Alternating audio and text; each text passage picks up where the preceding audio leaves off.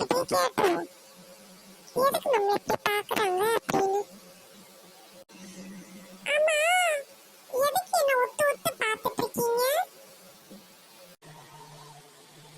நீதானே என்கிட்ட போன மாசம் கடன் வாங்கினது, இன்னும் தரல. ஐயே, நம்ம இவங்கிட்ட கடன் வாங்கணுமாக்கும்?